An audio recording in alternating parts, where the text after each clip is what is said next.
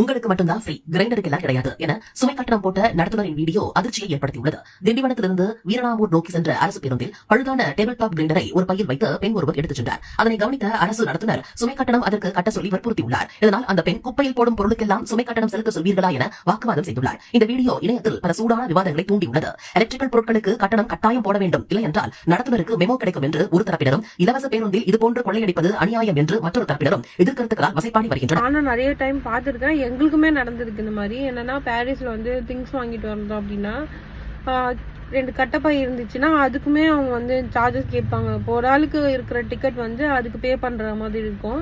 உண்மையில அது ரூல்ஸா இல்ல எப்படின்னு தெரியல. ஏன்னா ரூல்ஸ்ன்னு சொன்னாதான் நிறைய பேருக்கு தெரிய வரும், ஓகே இந்த மாதிரி நம்ம எடுத்துட்டு போற பொருளுக்கு வந்து பே பண்ணணும் அப்படின்னு சொல்லிட்டு.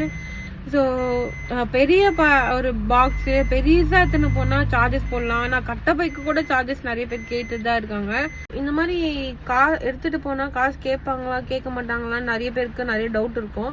எனக்குமே அந்த டவுட் இருக்கு. இது வந்து உண்மையிலே வந்து இது ஒரு இதுவா பஸ்ஸில் இந்த மாதிரி எலக்ட்ரிக் பொருளோ இல்லை பூ இல்லை ட்ரெஸ் இந்த மாதிரி ஏதாச்சும் கட்டப்பை 2 கட்டப்பை இந்த மாதிரி எடுத்துகிட்டு போனால் சார்ஜஸ் போடுவாங்களா அப்படின்ட்டு எனக்குமே தெரியாது. ஸோ உங்களுக்கு தெரிஞ்சுதா அப்படின்னா கமெண்ட்டில் சொல்லுங்கள்.